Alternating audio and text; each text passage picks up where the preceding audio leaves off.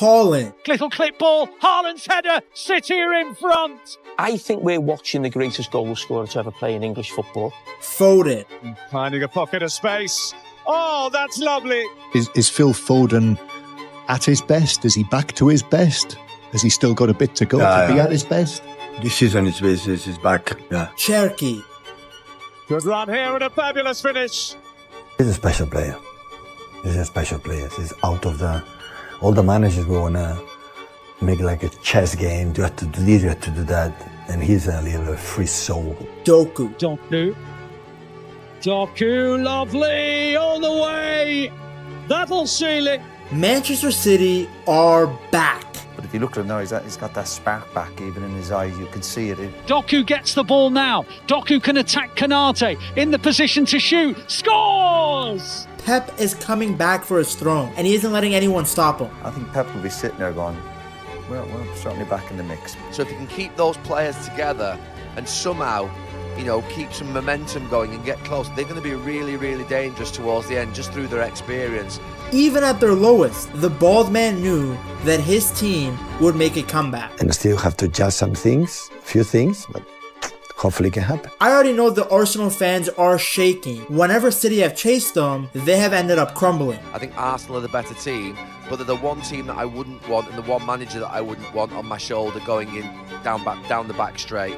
But if there's one team that could stop Arsenal, yeah, I would pick Man City. After a rough year, Pep Guardiola has completely reworked the team. Now they look way faster and hungrier. I think he's got a great squad again this season. I think last year all the injuries and Rodri, and then the confidence went down. I think all of a sudden now, I think they're slowly building, doing well in the Champions League. They are back to dominating their opponents and scoring for fun. The biggest change is in how Pep wants them to attack. They still love keeping the ball, but now they move forward much quicker when they see an opening. Instead of waiting around for the perfect pass, they go straight for goal. They're letting other teams dictate to them in possession. They're not dominating games anymore. And their message is clear. We're coming for you all again. Pep has a brand new game plan, a style of play that is almost the complete opposite of what he used before to dominate the Premier League. Times are changing, football is changing, Pep Guardiola is adapting. This isn't a rebuild, it's a cold, calculated refresh. You can always kind of tell when things are going well at Manchester City and when Pep Guardiola is particularly delighted because it's written all over his face, and at the end of that game he was celebrating with everyone, cuddling everyone. It just seems to be like quite a good vibe with them at the moment. Yeah, I think he knows his team's getting back to its best. He knew he had to adapt because last season reminded him that football is always changing. Okay, so football is that. So winning or losing, what's next chapter? No? Next chapter is this season. Nobody knows when it will happen. Yeah. But we are, I think, the desire to do well. The 2024-2025 season was undoubtedly an off year for Manchester City. Well, it's the most challenging time in City's recent history. And I'm not good enough. It's as simple as that. A campaign that Pep Guardiola himself described as a season of survival. The season start difficult, will be difficult all season. So you have to survive, it's a season to survive. For a team accustomed to winning, this was torture. Pep City won so much that winning the Premier League with them felt like losing your virginity to a prostitute. Imagine winning 6 Premier League titles in 7 years, then suddenly you find yourself having to fight till the last match day for Champions League football. Of course, for all the clubs, it's better to win Champions League than in Europa League. Fortunately, that horrible year is gone and City are back to dominating again. I guess Pep was right. Those losses were needed. Me personally, I need that losses. I want to be honest. For the club, it's exceptional that happened. This interview always kills me because he looks like he's being held hostage, tied to the chair. City had to go through a bad period so that the players got their hunger back. When you keep winning and winning, you can lose your desire. I also think it's hilarious how a bad season for Pep is a 3rd place finish and a cup final. For most managers, that's a great season, but those are the standards when you are the GOAT. The good thing, like I said though, is everyone looks more motivated this season. Pep is finally using Haaland's speed and strength. He's using the Norwegian more in the build-up, and everyone is looking to get the ball to him. He's having the best season of his career. What is it about the way he works that has made him the elite striker that he is? So I don't know, to be honest, I don't know, because I didn't know, but every time I come here in press conference, he gave me another record, so this is the truth. So. He was really good in the 2022-2023 season, but now his game has become so much more complete.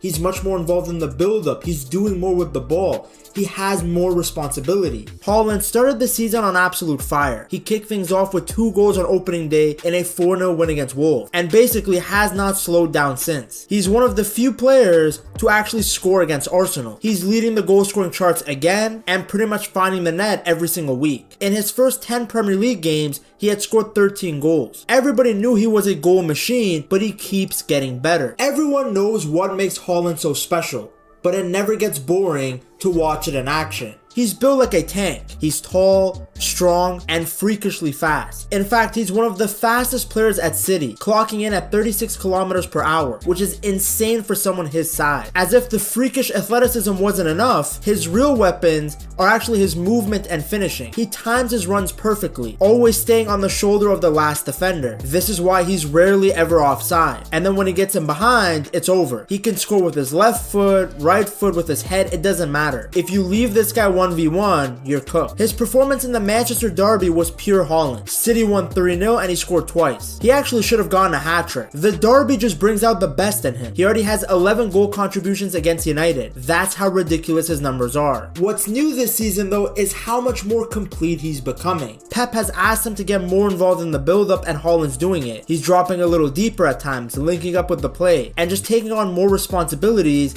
as a leader of the team. With Kyle Walker gone, thank God, Pep made him one of the captains, which shows just how important he is to the team's future. He's not just about goals anymore. He presses defenders, he creates space for others, and he's constantly pulling attention away from wingers like Doku and playmakers like Foden and Cherki. Of course, it's still the goals that define him. He's a striker at the end of the day, and he keeps smashing records like they're nothing. He became the fastest player in history to hit 50 Champions League goals, doing it in just 49 games. He's also the first player to score in 5 straight Champions League matches for 3 different clubs, having done it for Salzburg, Dortmund, and City. Every week, it feels like he sets a new record. Can you beat your record, do you think, that this season overall? Is that a realistic ambition for you to aim for?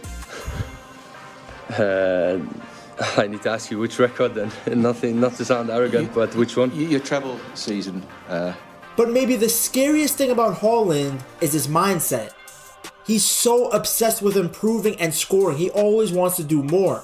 But yet at the same time, he's a very humble, down-to-earth type of guy who always puts the team first. He even signed a new deal that runs until 2034, showing that he wants to be City's guy for years to come. He's only 25 years old, but already looks like one of the all-time greats in the making. Another reason that City have looked more fresh this season is because of Ryan Cherki. People want to call him Beef Cherki, but he's been so good that you can't use his slander name. The 22-year-old midfielder joined from Lyon in the summer of 2025, and he's already changing how City attack. He has so much flair and incredible technique. I mean, the guy can glide past defenders or thread perfect passes through the tightest gaps. He's also completely two-footed, which makes him so unpredictable. You never know which way he's gonna go. In France, he was already a star. 185 games for Lyon at the age of 21, and he was in Ligue 1's Team of the Season for the 2024-2025 season. City saw him as the perfect replacement for Kevin De Bruyne in that attacking midfield role. Obviously, it goes without saying they're different profiles. He's more of a dribbler than KDB, but he has a lot of the other similarities, like his two-footedness and the fact that he can score and create. He looked great at the Club World Cup, and he looked even better against Wolves. But unfortunately, his development was halted because of a thigh injury in August. But ever since he's come back, he's been great again. He got himself a goal in the Carabao Cup, then got 2 assists against Bournemouth. That game really showed exactly what Pep had in mind when he signed him. He gave Cherki a free role in the middle, letting him flow around and dictate the play. In the same way that KDB used to find Haaland, Cherki did the same thing. Since then, his confidence has only grown. A few days after that performance, he got his first Champions League goal against Dortmund. Scoring your first Champions League goal at the Etihad in front of the fans is the perfect time to announce yourself. Cherki's biggest strength is his creativity. He sees passes before anybody else does, and he's always looking to make things happen. Whether it's a pass through the lines or a clever flick around the corner, he has this sort of imagination that you just can't coach. At Lyon, he was famous for his dribbling and tricks. He still has that with him at City, but he can be more direct, mainly because there's a robot in front of him. City used to take a lot of time building up the play, but with Cherki, everything happens faster. As soon as he gets the ball, he's looking forward. He'll turn, spot Haaland or Doku's run, and play it early. That speed of thought has made City's attack way more unpredictable. Then on top of that, he's very versatile. He's able to play anywhere across the attacking line. He can play as a central playmaker or drift in from the wings. Pep lets him roam wherever he sees space because he's that good. Sometimes he's out wide combining with Doku, sometimes he drops deep to carry the ball forward. And that freedom has helped City break down defenses that sit deep. If defenders try to block the passing lanes, he'll just dribble through them. And if they stand off, well, he's got a great shot. His confidence is sky high. This is the kind of player who always wants the ball, even when he's under pressure. Then we have Phil Foden, and what a joy it is to see this man balling again. Really important to enjoy the good moments. Yeah. Because, you know, he was obviously boy wonder coming through, and then a couple of years ago he was player of the year, and rightly so. 27 goals. Last season was tricky for everyone, but seeing him smile like that and play the way he did today, his ability to affect the game is very unique. He is showing exactly why people rated him so highly. In 2024, City don't win the Premier League without him. People forget, but he was by far and away the best player in the league, hence why he won the Player of the Year. He scored for fun, he scored in big moments, and just looked a level above his peers. Unfortunately, the next season, he looked like English Garnacho. He was clearly going through some personal stuff. He's even admitted to it. Because you don't just lose your footballing abilities overnight. He is now back to his best, and a big reason for that is that Pep is playing him through the middle more. At this point, when I watch Phil Foden play, he's almost like a number 8 now. He is dropping deeper centrally, roaming around, using his close ball control, quick feet, and great vision. Guardiola loves how Foden wants the ball when there are others around him, and how he can accelerate very quickly. Data from Skill Corner really shows how important Foden is when it comes to receiving the ball in crowded central areas. Since the start of last season, no City player has taken in more line-breaking passes than Foden, 38 in total that ended inside the opponent's defensive setup. The map shows that most of these passes reach him right in the middle of the pitch, surrounded by defenders. From those spots, he usually drives forward with the ball or finds just enough space to make a key pass that helps create a scoring chance. He's had some standout performances already. One of the best came in the Champions League against Borussia Dortmund. He scored twice in a 4-1 win. Both goals classic Foden strikes. Foden finding a pocket of space. Oh, that's lovely. Into Foden. Lovely quick feed from Foden, who is showing all the signs he is returning to the very peak of his powers. The man is so deadly from outside the box. In fact, since 2023, no City player has scored more long-range goals than Foden. Then another big moment of his was in the Manchester derby. Foden opened the scoring. Seriously, him and Haaland just love dunking their balls on Manchester United's forehead. Foden's main strengths come from his versatility and footballing brain. His footballing intelligence is very high. He can play on either wing or through the middle, and he reads the game incredibly well. He's been City's main creative outlet, and he had to be, considering KDB is no longer there and Cherki was injured. The good thing is that we have seen that Foden and Cherki can easily coexist together. They complement each other's styles and are an excellent duo. The two swap positions often, confusing defenders and keeping City's attack unpredictable. As if that wasn't enough firepower, you then have Jeremy Doku, who's playing the best football of his career. When City signed him back in 2023, everybody knew that he was lightning fast and a great dribbler, but they also knew that he was still a bit raw. Well, 2 years later, and he's become one of the most exciting and dangerous wingers in the Premier League. He's brought back that old school wing play that City really haven't had since prime Leroy Sané or Raheem Sterling. They were missing someone who has that pure pace, that one-on-one skill, and the confidence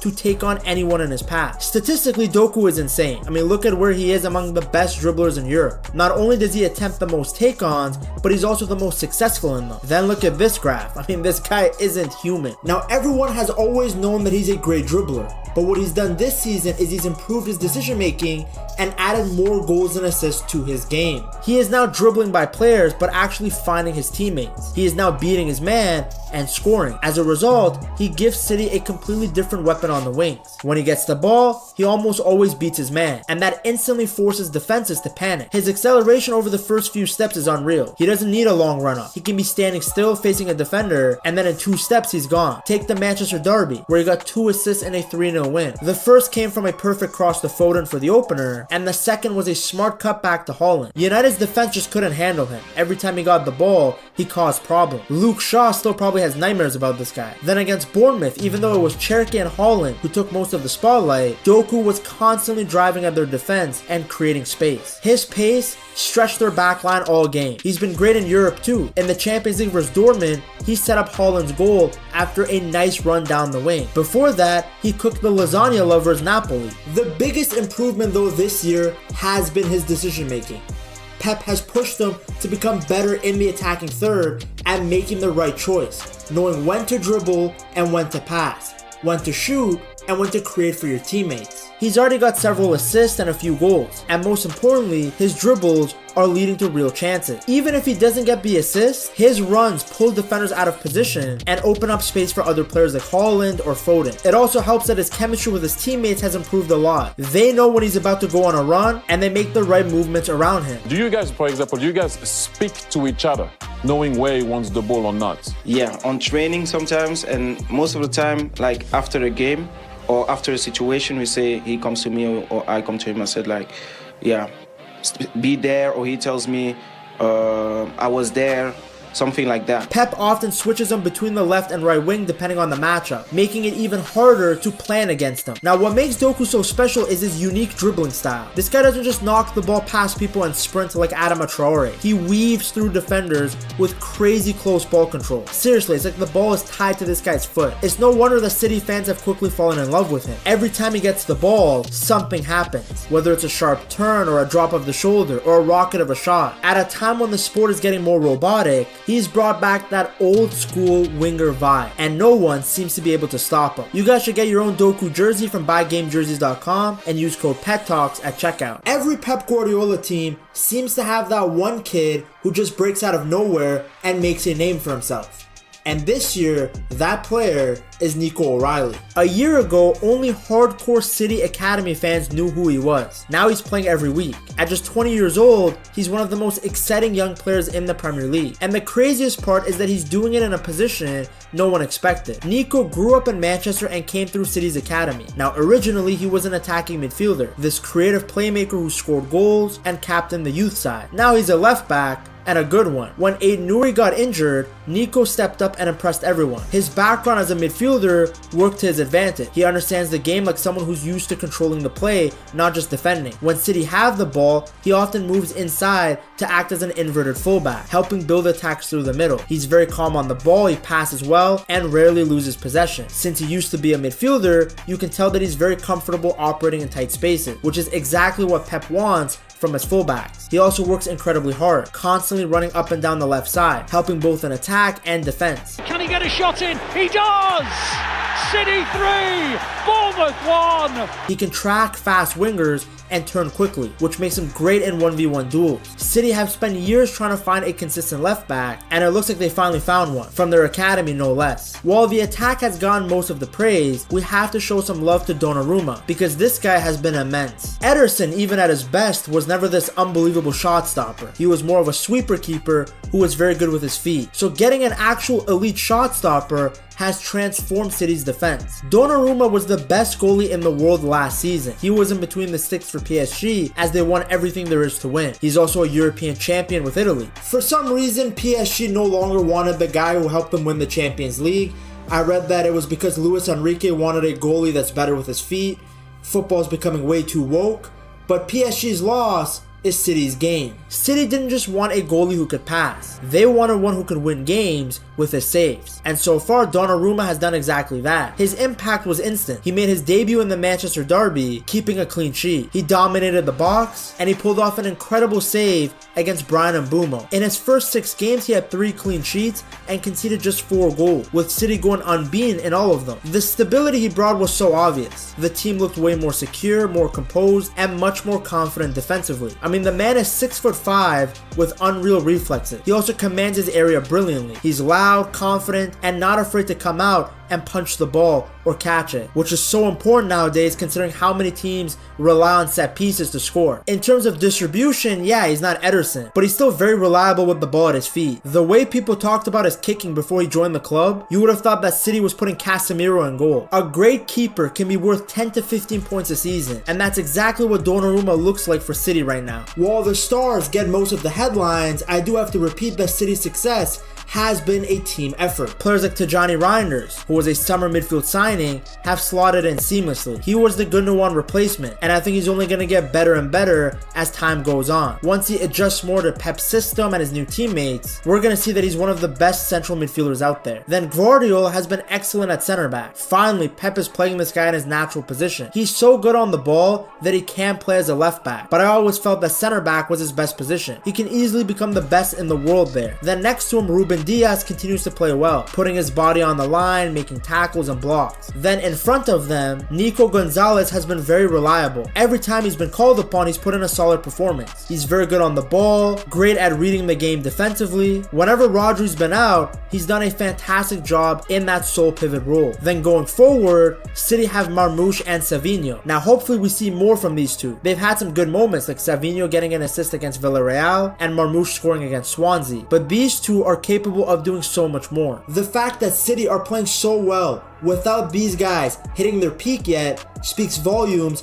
about how good the squad is. Bernardo Silva is the unk that is still doing his thing as well, and even Mateus Nunes has become a very good right back. The biggest reason that everyone looks good again is because Pep changed his style. He has always adapted and refined his tactics to stay at the top, and he's done it again. He's moved away from strict positional rules to something more fluid. Before, he would divide the pitch into 6 horizontal rows and 5 vertical columns. Then he made sure that no more than 3 players are standing in the same row and no more than 2 are standing in the same column. That's been the base of Pep's coaching forever. It's why his teams always look so fluid, but they never lose their structure. It's also why he says formations don't really matter. The rules stay the same whether he's in a 4-3-3 or a 3-2-4-1. His players just know where to not stand. But now that Pep has managed as many games as Bonnie Blue has smashed dudes, things are changing. If you look at City's recent games, those old rules seem to have gone out the window. Against Bournemouth, his team played in a way that you would never expect from a Guardiola side. Instead of being spread out, they had 3 or 4 players packed tightly together in the middle. His idea was to pull the defenders out of position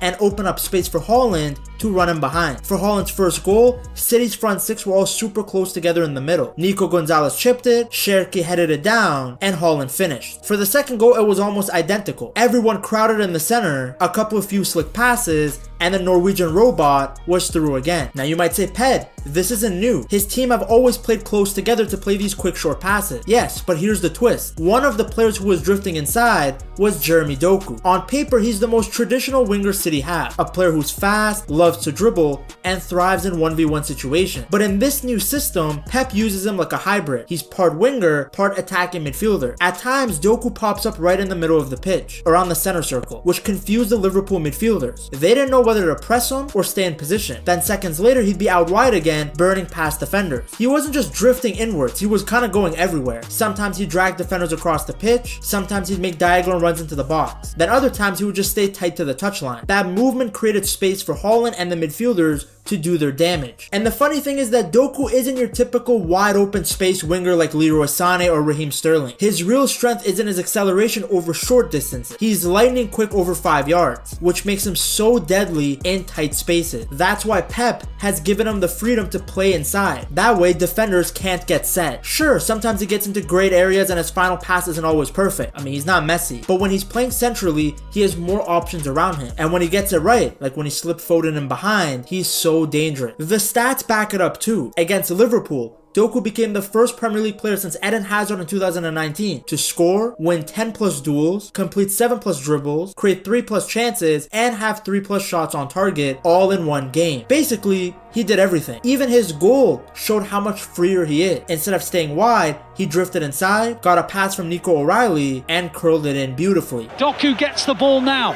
Doku can attack Konate, in the position to shoot. Scores! Jeremy Doku! What a Fabulous, fabulous strike! When Pep subbed him off near the end, it was probably so the crowd could give him the applause he deserved. Doku's the kind of player who really feeds on confidence, and you could see how happy he was when he got the man of the match. He's such a cutie pie. But really, this isn't just about Doku, it's about what he represents, which is a new version of Pep ball, a version that's more flexible, more chaotic, and perhaps more dangerous than ever. When someone asked him about Jeremy Doku's positioning, he smiled and said, "I'm a genius, my friend." Hi Pep, we saw Jeremy inside a lot in the first half. How did you think he did, and how did it make the team? I'm a genius. Tactics, my friend. Now, it might have sounded cocky, but to anybody with a brain, it's obvious Pep was joking. But he really might be a genius, because he constantly finds new ways to help his players solve problems on the pitch. I said today I give the freedom to go outside, inside.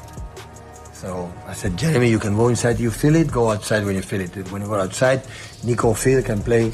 This season, City's midfield passing combination has been incredible. They've been cutting through defensive lines like butter with these quick, clever passes. Doku's become more comfortable in tight spaces, and O'Reilly's profile fits perfectly because he helps overload the middle of the pitch. In the Manchester derby, for example, Doku drifted inside from the left, creating a 2 versus 1 situation. That moment really confused the United midfielder, and after a few quick passes through Rodri and Foden, City opened up space for Reinders to run in and shoot. A similar thing happened against Bournemouth. On paper, Doku and Cherki were wingers, Doku on the left, Cherki on the right. But on the actual pitch, both were tucking inside, crowding the midfield. That movement pulled Bournemouth's defensive block apart. Every time City circulated the ball, players like Doku and Foden would move in opposite directions, forcing defenders to make tough choices. Who do you follow and who do you leave open? At one point, Bournemouth's David Brooks was stuck deciding between marking Doku or Foden. The key to all of this is speed. The passes come so quickly that defenders can't react. Against Burnley, Doku drifted inside, played a quick 1-2 with Nico, and found Foden between the lines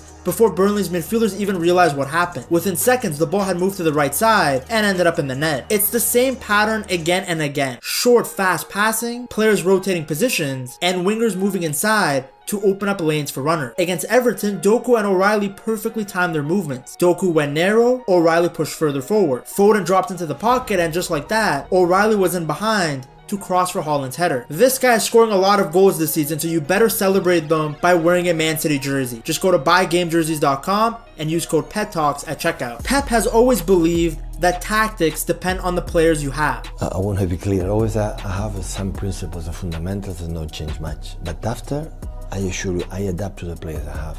So when Pep said he's a genius, he was joking, but the truth is, he kind of is. What we're seeing this season is Guardiola at his best, adapting his tactics to the players, teaching them how to move as one, and turning simple passes into unstoppable attacks. Now, this City team is not prime City. It's not the treble-winning side or even the 2024 side, but it has all the ingredients to be a very dominant team. Many of the players are young, so they're only going to get better. With all the focus being on Arsenal and Liverpool, don't forget about Pep's men. To see just how good of a manager Pep is, you have to watch this video right here.